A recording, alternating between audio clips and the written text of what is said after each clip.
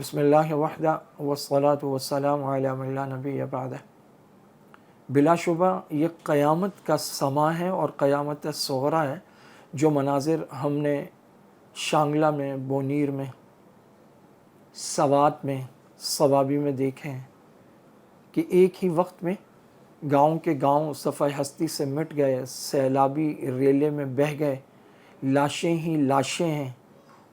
اور ایک وقت میں 51 جنازے بھی وہاں پڑھائے گئے ہیں۔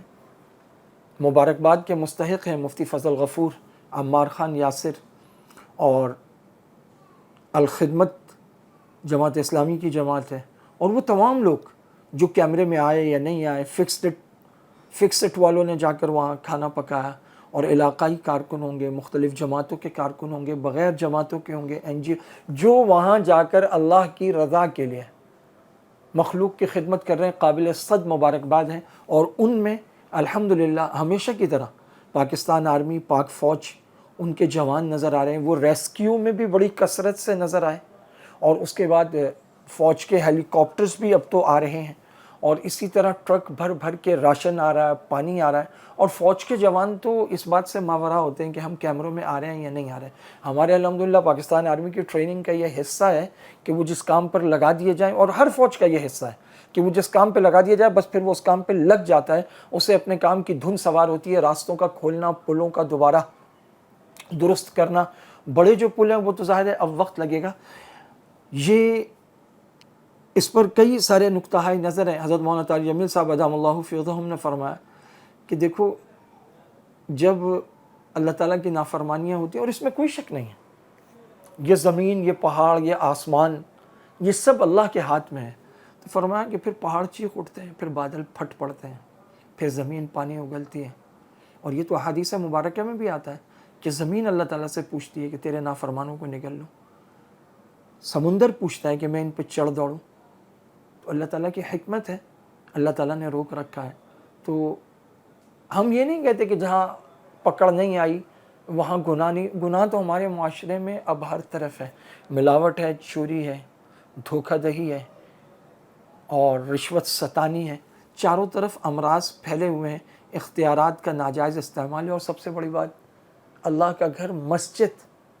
وہ شہید کر دی گئی چاروں طرف سے روڈ بلاک کر کے۔ تو عذاب الہی کو تو ہم خود دعوت دے رہے ہیں، اور اس میں سب سے بڑی چیز سود پر ہم نے ملک کے لیے قرضے لے رکھے ہیں، اور ہم ملکی اثاثے گروی رکھتے چلے جا رہے ہیں۔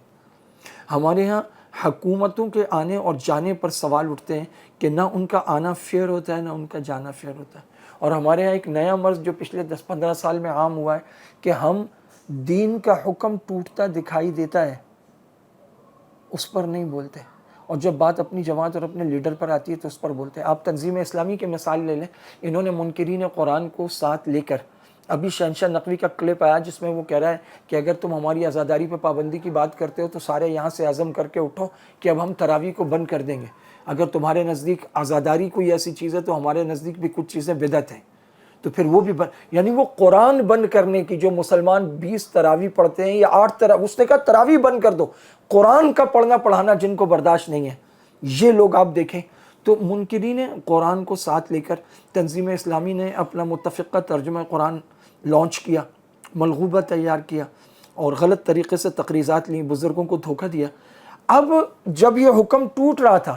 تو یہ تنظیم اسلامی اور اس کے رفیق اور اس کے قیم اور اس کے کارکنان، اس وقت ان کو کوئی تکلیف نہیں ہوئی، اس وقت ان کو کوئی پرابلم نہیں ہوئی۔ آج جب تنظیم اسلامی اور دی علم فاؤنڈیشن اور شجاع الدین شیخ کے اس گھناؤنے عمل پر علماء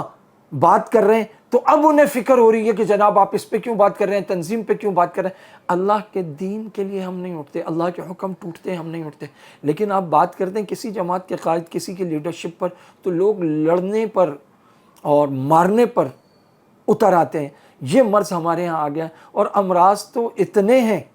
آ اندلیب مل کے کرے آہ زاریاں، تو پکارے ہائے گل میں پکاروں ہائے دل۔ ان امراض میں ایک بزرگ فرما رہے ہیں کہ یہ کلاؤڈ برسٹ اس سے پہلے سنے، اللہ اکبر اللہ اکبر، کلاؤڈ برسٹ اس سے پہلے یہ اصطلاح ہی نہیں سنی گئی۔ وہ بادل، وہ بدلیاں جو پانی لے کر جا رہی ہوتی ہیں، یکدم ایسے پھٹتی ہیں، پہلے تو برستے تھے نا بادل، اب بادل پھٹ رہے ہیں اور گر رہا پانی یکدم، جس سے نیچے اگر کوئی گلیشیئر ہے تو وہ بھی پگھلتا ہے اور پھر وہاں سے ریلے چلتے ہیں اور وہ پورے گاؤں اور دیہات صفحہ ہستی سے مٹا دیتے ہیں۔ اس کے ساتھ ساتھ کچھ اور چیزیں ہیں، وہ یہ ہے کہ آپ کو معلوم ہے کہ یہ آفتیں آتی ہیں اور یہ اس کا راستہ ہے۔ اب بالکل دریا کنارے اور چھجے بڑھا کر جو ہوٹل یا رہائش یا مختلف چیزیں بنائی ہیں تو ظاہر ہے آج نہیں کل، کل نہیں پرسوں یہ نقصان کا باعث ہوں گی۔ اسی طرح کئی دن پہلے سے وارننگز جاری ہو جاتی ہیں تو ان وارننگز پر عمل کرتے ہوئے ان علاقوں کو خالی کرنا چاہیے اور وقت پہ خالی کرنا چاہیے۔ اسی طرح جو دن خطرات کے ہوں ان دنوں میں تعلیمی ادارے بند کرنے چاہیے، بازار بند کرنے چاہیے، اور ان حضرات کو جتنے دکاندار ہیں، بازار ہیں، اگر وہ نشیبی جگہوں پر ہیں تو اونچی جگہوں پر اپنے گودام بنانے چاہیے اور یہ ساری چیزیں وہاں منتقل کرنی چاہیے وقت پر، اور وہاں کے راستے درست کرنے چاہیے۔ یہ جو ایک مزاج ہے نا، جب ہوگا دیکھ لیں گے، جو ہوگا دیکھ لیں گے، ایسا نہیں ہوتا۔ کچھ قدرت کی طرف سے آزمائشیں ہوتی ہیں اور کچھ پکڑ ہوتی ہے، پکڑ سے کوئی نہیں بچ سکتا، لیکن جو آزمائش ہوتی ہے اس میں حسن انتظام سے اور عبادت سے اور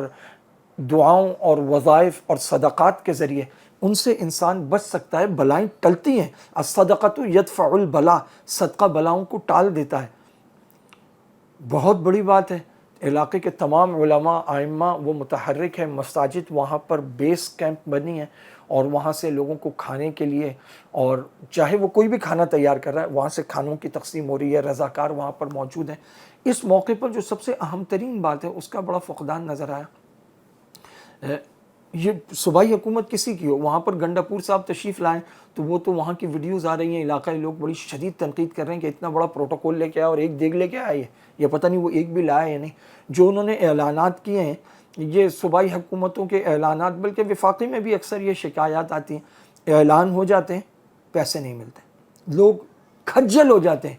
اور وہ جو بیوروکریسی ہے وہ لوگوں کو تنگ کر کے رکھ دیتی ہے۔ اس موقع پر ضرورت ہے، اور یہ ایک موقع ہے اور آپ کو کوئی روک بھی نہیں سکتا۔ آپ ملک کے وزیر اعظم ہیں، ملک کے وزیر اعظم اور ملک کے صدر وہاں پر اتریں اور شہداء کے لیے کم از کم 1 کروڑ سے 50 لاکھ سے 1 کروڑ روپے کا اعلان کریں، زخمیوں کے لیے 10-10 لاکھ کا اعلان کریں، جن کے گھر منہدم ہو گئے ان کے ساتھ کھڑے ہوں۔ یہ جو 8,000 ارب اٹھا کر جسٹ سودی مدوں میں دے دیتے ہیں ادائیگی کے لیے، تو اس جن عوام کا ٹیکس ہے، جن سے یہ آ رہا ہے، جو ٹیکس پیئرز ہیں، خدا کے لیے ان کے ساتھ آ کر کھڑے ہوں تو پتہ لگے کہ آپ ملک کے صدر ہیں، آپ ملک کے وزیر اعظم ہیں۔ بنیر ہے، شانگلہ ہے، سوات ہے، صوابی ہے اور دوسرے جتنے علاقے ہیں جو آفت سے اور اس آزمائش سے یا اللہ کی پکڑ سے واللہ عالم متاثر ہیں، اللہ تعالیٰ سب کو معاف فرمائے، سب کی دستگیری فرمائے، اور ان تمام علاقوں کے دکھ اور غم میں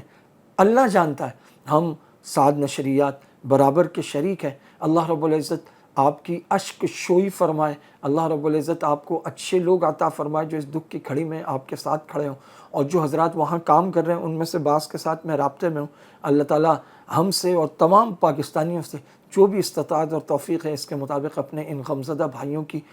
خدمت لے لے، اور اللہ تعالیٰ ہمیں